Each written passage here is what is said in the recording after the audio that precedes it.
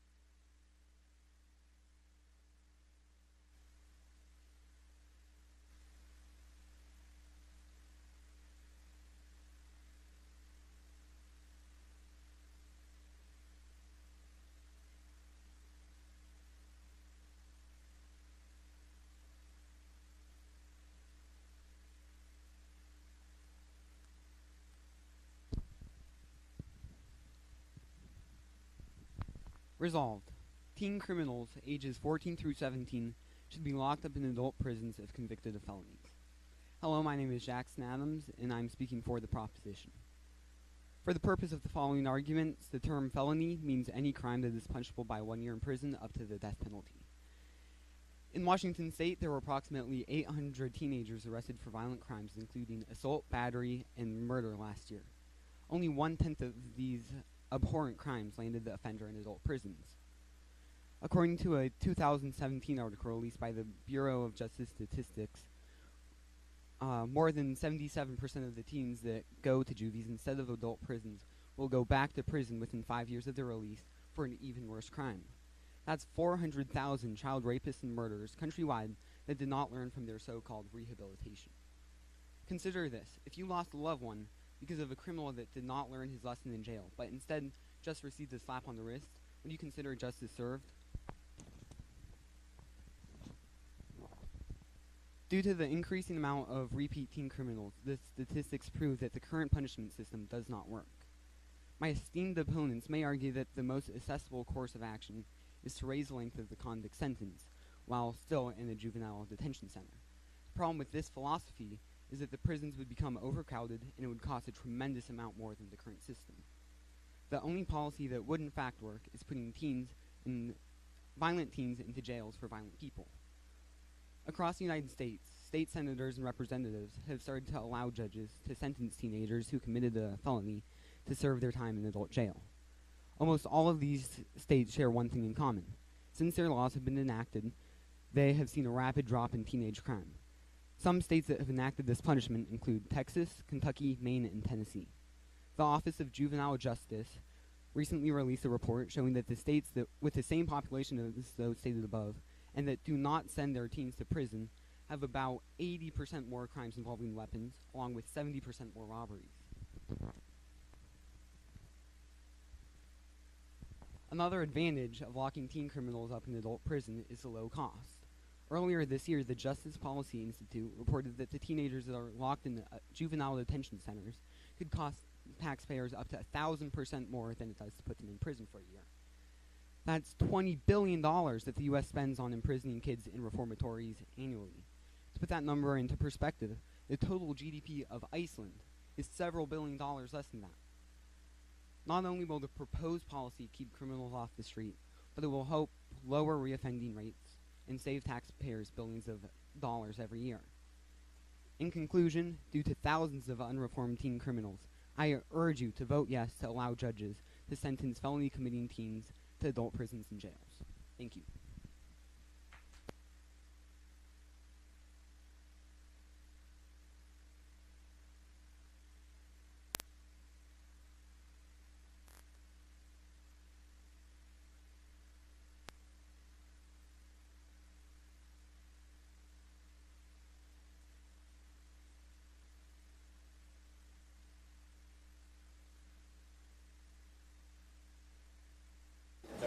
Convicted of felonies.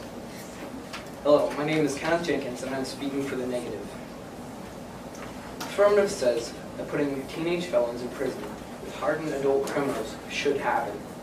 My worthy opponents have not proven a problem exists in the current status quo. First of all, the teen felony rate has gone down 60% from 2000 to 2016. This means there's more space in juvenile detention centers. Juvenile detention centers also put more of an emphasis on rehabilitation and substance addiction treatment over conventional prisons.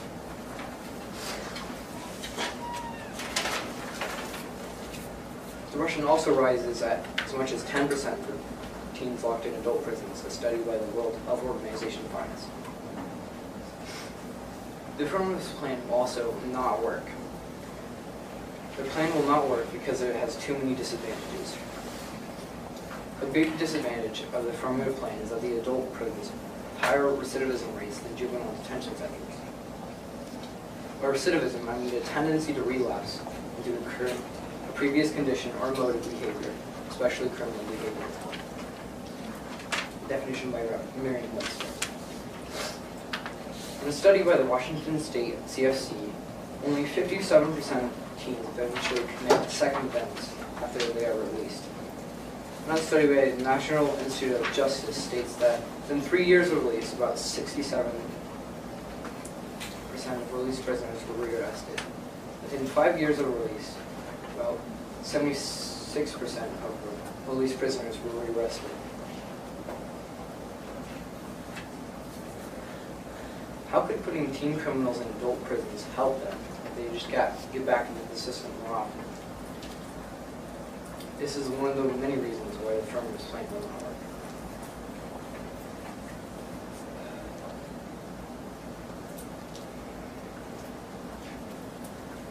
In conclusion, the affirmative have not proven that there is a problem with the status quo. Teens are less depressed in juvenile detention centers, better rehabilitated, and there's more room than ever. Also, the affirmative plan has the effect of increasing the crime rates because more teens commit crimes if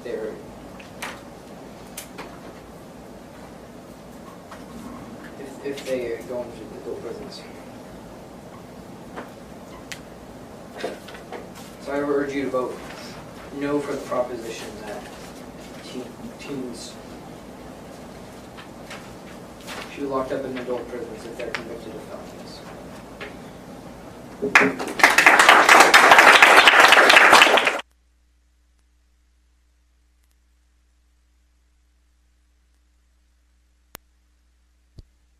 Okay.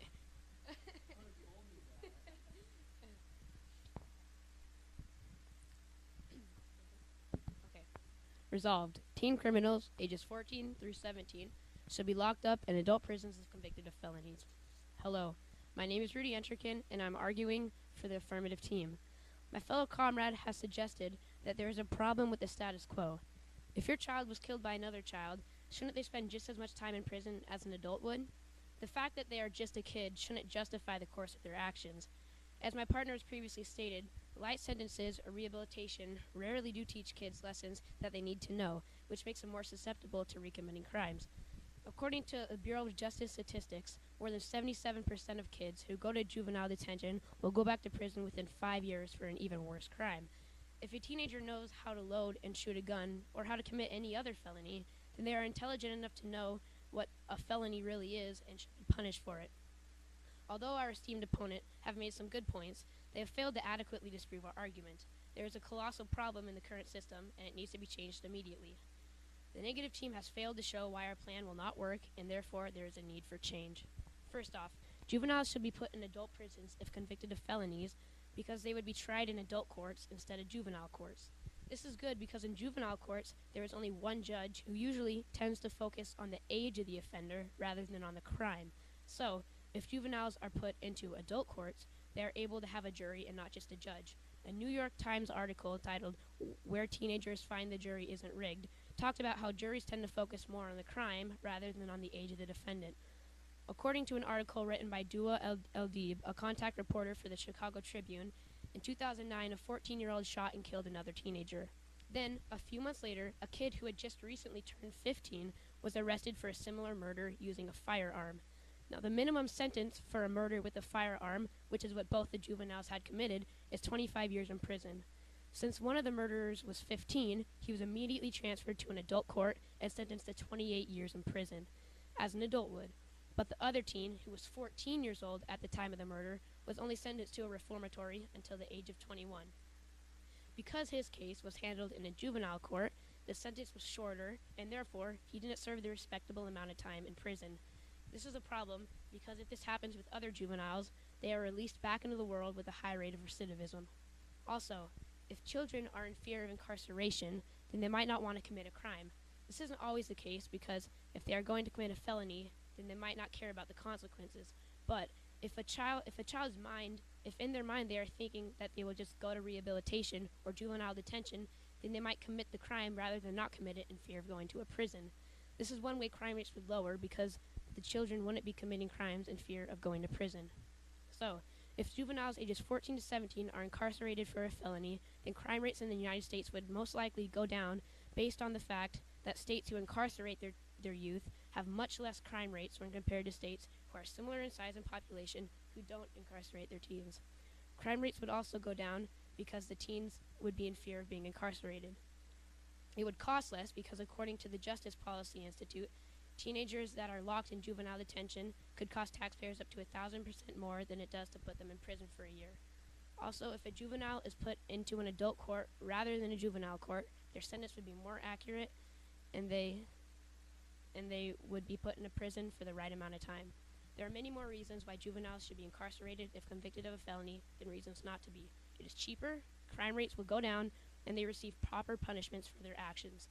Therefore, I urge you to vote yes to having teen criminals ages 14 to 17 be locked up in adult prisons if convicted of felonies.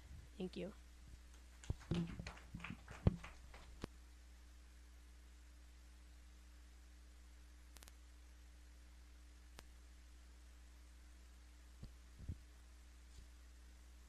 Resolved. Teen criminals ages 14 through 17 should be locked up in adult prisons if convicted of felonies. Hello, my name is Caitlin, and I'm arguing for the negative side. A main reason why juvenile criminals should not be incarcerated in adult prisons is safety. Yes, these teenagers committed felonies, but they're just kids. These kids are not physically, mentally, or emotionally fully developed, and this makes them a target in adult prisons. It is not safe for many of them in adult jails and prisons because they are at a higher risk of assault, sexual assault, rape, and illness. A New York Times article states that teens who are incarcerated in adult prisons are 5 times more likely to be sexually assaulted than those in juvenile centers, and the offense is often within the first 2 days. Many juveniles are incarcerated in adult prisons for even the smallest of offenses, for example, lighting a trash can on fire, could be raped and assaulted. This abuse can lead to suicide and severe trauma. Standing by and letting this happen just isn't acceptable. Another reason why teenage criminals should not be incarcerated in adult prisons is space. We really don't have any space in adult prisons for juveniles. According to a recent study by the Bureau of Justice Statistics, the amount of U.S. jail inmates rose from 621,000 in 2000 to 744,600 people in 2014. Our prisons are increasingly becoming overcrowded, and we don't have enough space for the 60,000 youth criminals under 18 that are incarcerated in juvenile detention facilities each day, according to the American Civil Liberties Union. These teens should not be forced into cramped and overcrowded adult prisons, where they will not receive all the benefits juvenile detention centers can offer them. For example, access to education and therapy. Access to education is an additional reason for sending teen criminals to juvenile detention centers. Teens in adult prisons would not receive the same level of education and therapy, which is very important to reduce recidivism rates and help these youth get back on their feet after being released. Most detention centers have schools and teachers and have middle school and high school classes. Additionally, some have career training and substance abuse therapy.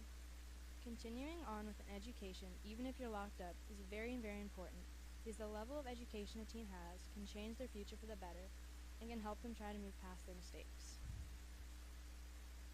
Another compelling reason why criminals should not be incarcerated in adult prisons is cost. It costs much more to feed, house, and guard inmates in adult prisons. A study from the New York Times shows that it costs the city of New York an average of $167,731 per year for each individual inmate in their adult prisons. Meanwhile, according to the justicepolicy.org, they found that to feed, house, and guard offenders in juvenile detention centers costs an average of $148,767 per year per person. Incarcerating a teen criminal in juvenile detention centers will save you approximately $18,964 per person annually. This is money that we would be losing if we imprisoned teen criminals in adult prisons. This money could be used for many things, such as improving safety, space, and education across prisons and juvenile detention centers across the U.S. In conclusion, juveniles should not be incarcerated in adult prisons because it is not safe, there is not enough room, they would have less education, and it would cost much more. Thank you.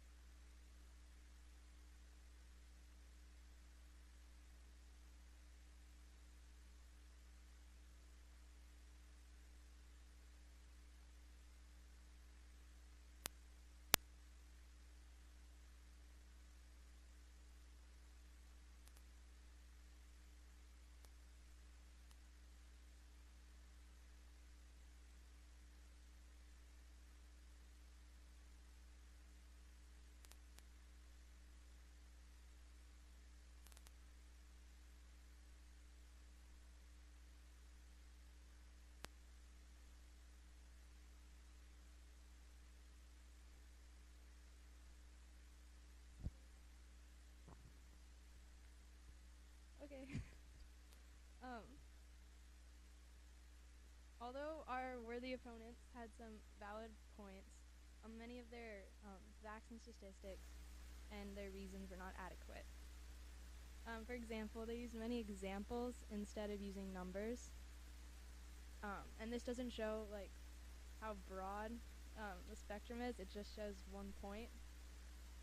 Another example is that they only talked about violent crimes that teens committed, when in reality there are many unviolent felonies that teens can be incarcerated for that will like change their life.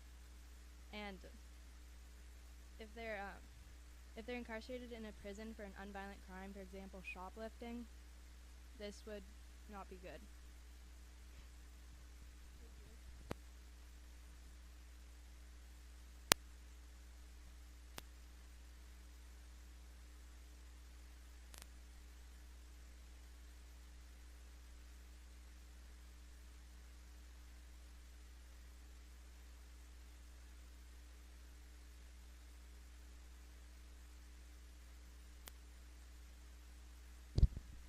So my very worthy opponents made some very great arguments, although some of their facts have been flawed because 77% of teens that did go to juvies will go back to prison within 5 years of their release for an even worse crime. So that includes murder, rape, assault, any of it.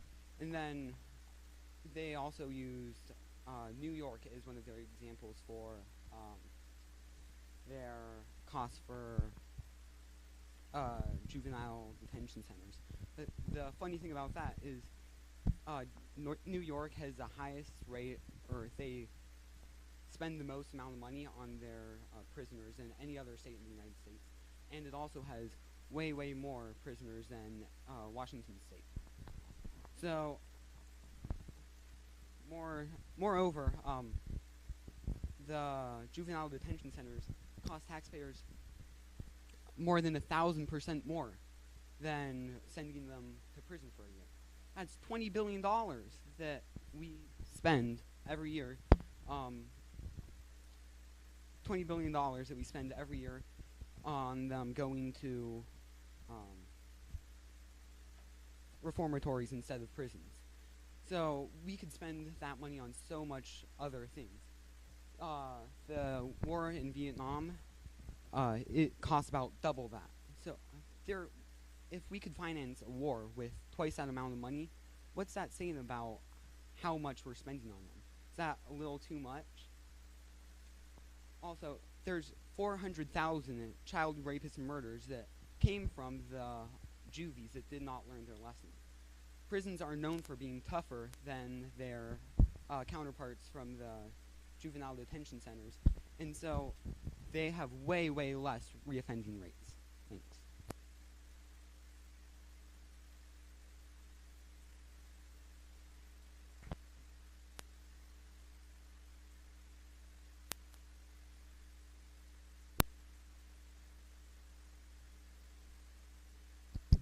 Can't make that mistake again.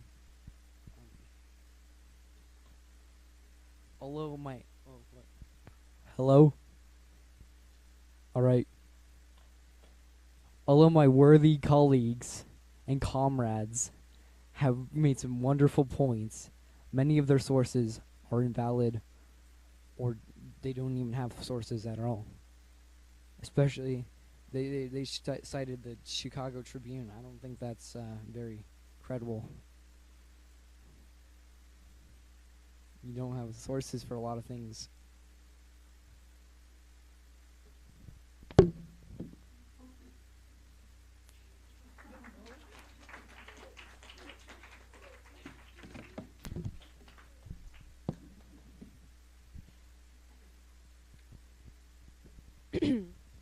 Okay.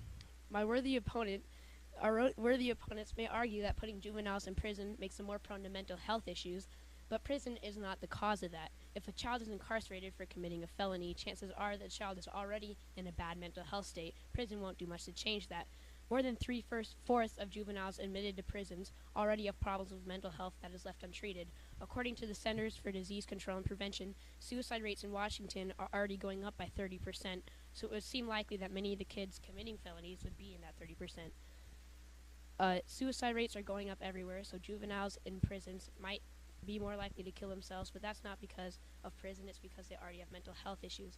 Also, many believe that juveniles are going to be sexually assaulted in prison, but according to the Juvenile Justice and Delinquency Prevention Act of 1974 and the Prison Rape Elimination Act of 2003, juveniles are to be housed separately from adult inmates. Because of these two laws, it is federally illegal for juveniles to come into contact with adult inmates. They must eat separately, shower separately, and never even see each other. Juveniles may be sexually assaulted in prison, but laws are still in place, and like all other laws, they must be obeyed. Our worthy opponents also suggested that that children will be incarcerated for lighting trash cans on fire or shoplifting, but gave no evidence of that. Thank you.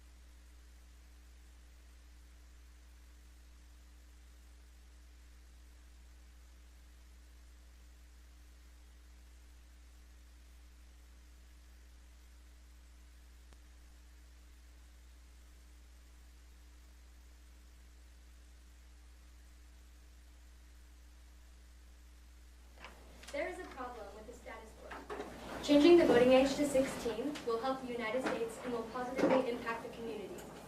At the age of 16, you can drive, get married, get a national insurance number, change your name, buy a lottery ticket, join the armed services with parent consent, and join a trade union.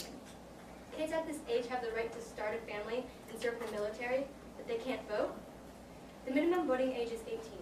There are many reasons that it should be lowered to 16. Although the brain is not fully developed at the age of 16, it is not completely developed at 18 either. The age that it becomes fully developed is when you're 25, as said by the University of Rochester Medical Center.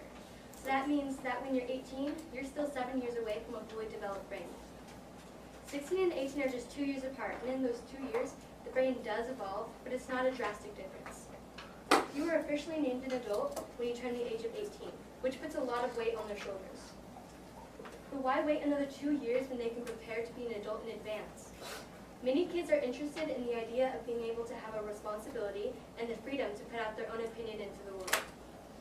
The youth have little opportunity to speak out and say their own words. This change would impact the U.S. greatly. To solve this problem, the U.S. must allow 16-year-olds to vote.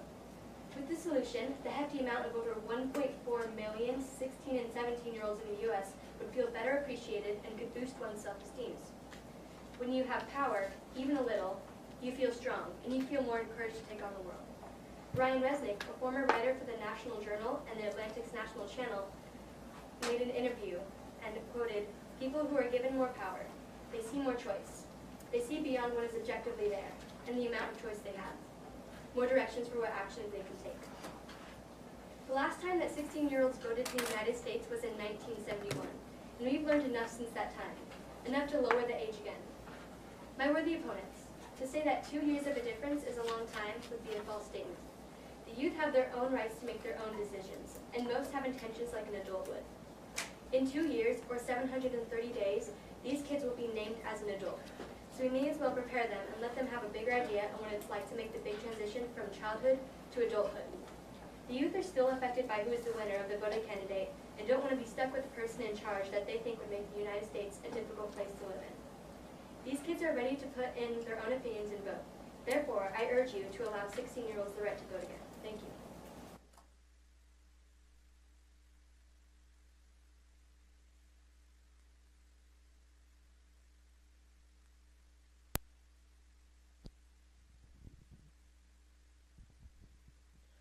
Resolved.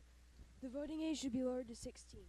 Hello, my name is Aaron Iverson, and I'm speaking for the negative team. Our worthy opponents have suggested that there is a problem with the status quo.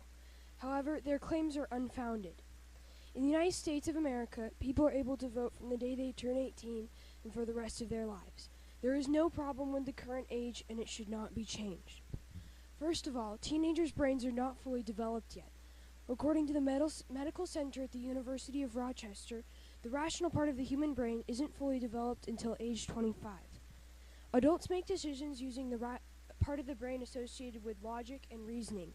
However, teens make decisions using the emotional part of their brains.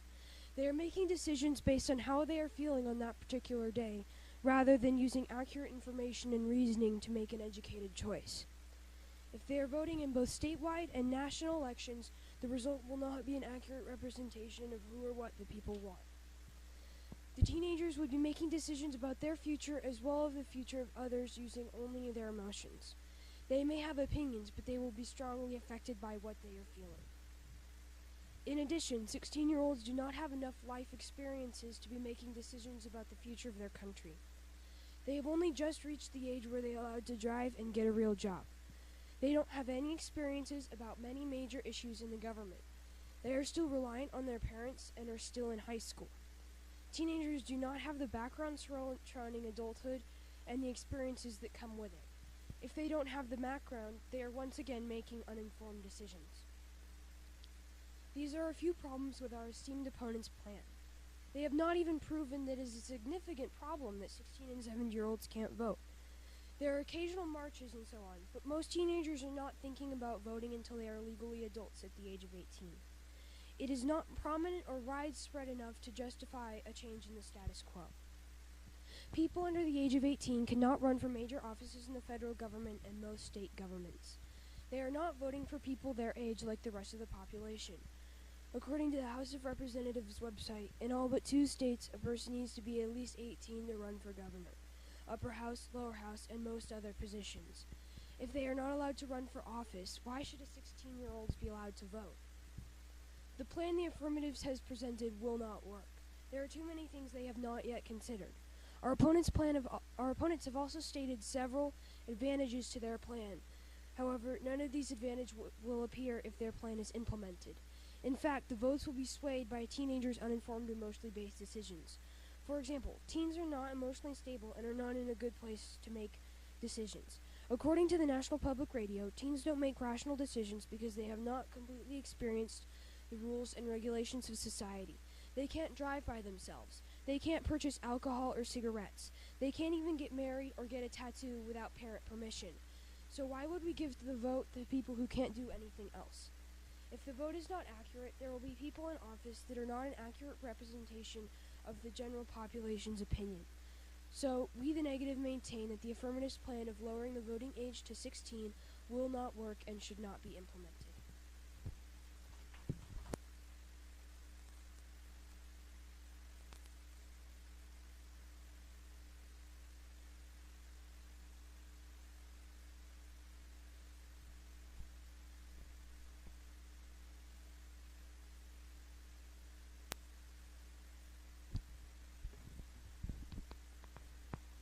Resolved. The voting age should be lowered to 16. My name is Chandler Turner, and I am speaking for the affirmative. My partner has already stated that a problem currently exists in the status quo. The status quo is failing the nation, and which is why it requires a change. Lowering the voting age will better the United States as a whole and solve this problem. According to the United States Census, only 56% of the total population over the legal voting age voted in the 2016 presidential election. This number will most likely increase due to the fact that if the voting age is lowered, more of the United States population would have a say on important matters.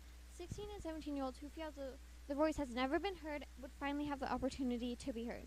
Lowering the voting age would allow more voices to be heard on important issues in the United States. Moreover, my esteemed opponent has yet to clearly show the inadequacy of the affirmative's argument. They have yet to provide any significant evidence that there is not a problem with the status quo. They are also lacking the compelling evidence needed to prove that the affirmative's plan will not work. Lowering the voting age will positively impact both those of the age 16 and 17 and the rest of our nation, through more citizens' beliefs being heard during an election. Henceforth, they have not shown any meaningful evidence as to why 16 and 17-year-olds should be denied the right to vote on matters that will impact them also. Furthermore, it is important that 16 and 17-year-olds vote because elections also affect their lives. Although the matters they may vote on may not directly apply to their lives, it will affect the environment and society around them. Teenagers also have adult responsibilities that contribute as to why they should be allowed to vote. Teenagers are joining the workforce, so they should have a say on the matters that affect the workforce.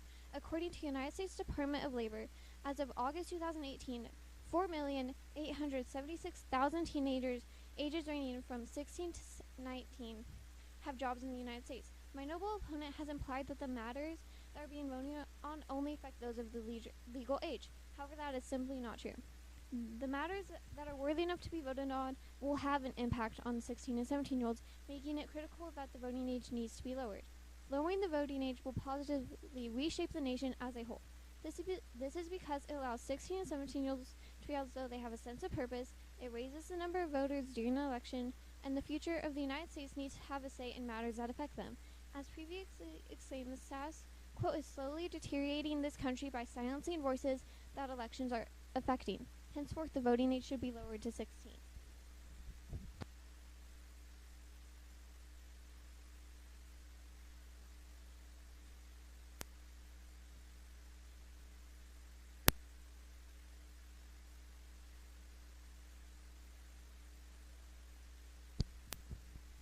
Resolved. The voting age should be lowered to 16. Hello, my name is Sam Burnell, and I'm speaking for the negative team. The status quo of the voting age being 18 and above is perfectly fine and does not need a change. Along with my partner's points made previously, here are some additional problems with changing the status quo. First, 16-year-olds are easily manipulated. Everyone has had someone that has been an influence in their life. this is especially true for teenagers. Parents, teachers, and coaches have a strong influence in a teenage life. Many times, we must obey and carry out these adults' wishes. This can cause voter manipulation by creating confusion and doubt due to an uninformed electorate. In recent election cycles, there has been evidence of voter manipulation and fake news potentially affecting election outcomes. According to a study done by Stanford University in November of 2016, 2 out of 3 teenagers did not know the difference between fake and real news. Thomas Jefferson, one of our founding fathers and 3rd U.S. president, famously stated that a well-informed electorate is a requirement to democracy. Furthermore, 16-year-olds cannot support the country. According to David Davenport, a writer for Forbes magazine, the overwhelming majority of 16-year-olds do not pay property or income taxes and cannot join the military. Any voter has the power to change the outcome of an election. However, all voters should have the legal responsibility to support the country's finances and national security.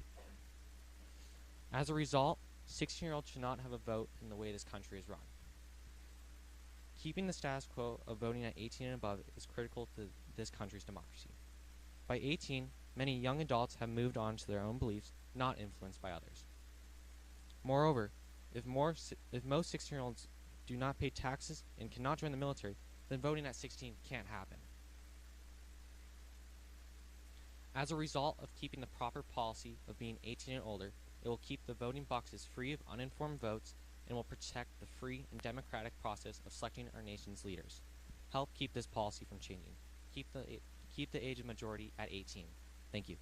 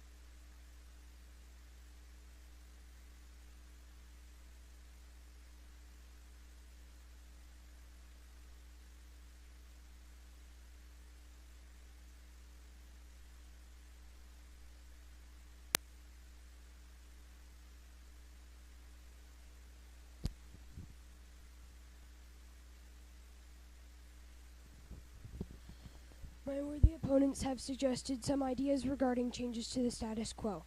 However, they have made a generalization based on weak and insufficient evidence. They have presented no evidence that the entire nation will improve if 16-year-olds can vote. There may be small changes every once in a while, but the entire nation will not make an improvement just because 16 and 17-year-olds can vote. In addition, they said that they are prepared to have adult responsibilities. However, they already have so many responsibilities in school. Many of them are participating in sports. They all have jobs, and they are not ready to have the additional responsibility and stress of becoming a voter. So they are going to be more stressed if they can vote. The affirmative's plan to allow 16-year-olds to vote has also no basis in evidence. When you're 16, the major issues in your life are school, friends, and relationships, not the government or political concerns. They are not thinking about voting yet and don't care enough. In our country, a person cannot drive until they are 16, and even then they are placed under restrictions. People cannot purchase alcohol or cigarettes until the age of 18. They can also not get married or get a tattoo without parent permission.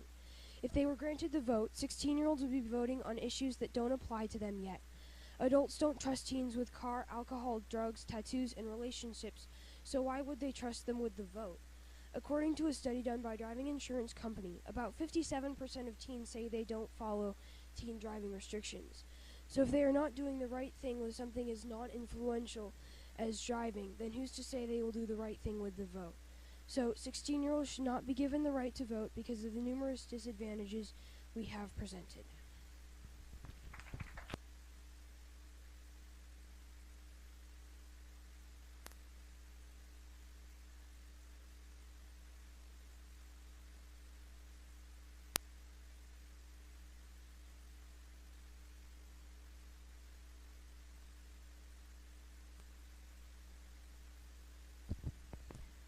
My worthy opponents have not provided enough evidence to show the flaws in the in the affirmative's case. There's not been any evidence provided that is valid enough to prove that 16 and 17-year-olds should be denied the right to have their beliefs heard during an election. They also pointed out that teenagers would be uninformed. However, most teenagers and adults use technology, and technology would be a proper way for them to get information. As previously stated, lowering the voting age will improve the United States. There are teenagers who want to make a difference, and allowing them to vote would give them opportunity to. Elections would also affect the teenagers. It may not apply directly to their lives, however, it will still impact their society and environment around them. Moreover, the voting age should be lowered as a whole to 16 to better the United States. Thank you.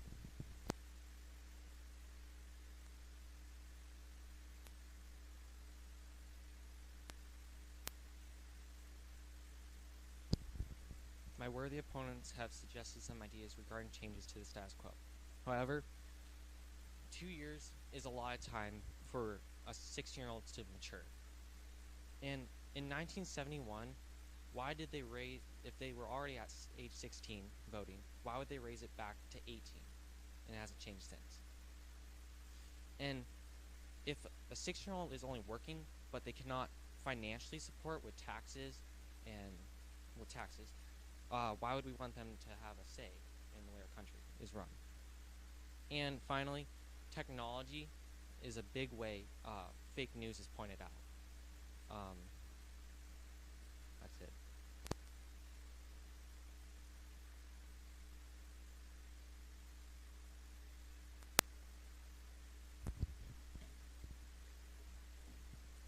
My worthy opponents have stated some intriguing ideas, but as they stated, the brain is fully developed at the age of 25, but they're still 7 years away. It's not fully developed at the age of 18. And my worthy opponents also said that 16-year-olds are still in high school, but most 18-year-olds are also still in high school. They're in their senior year and some junior year. And 2 in 3 teens couldn't tell the difference between fake news, but the word teens is very broad. It's not just the age of 16. It goes from the years 13 to 18.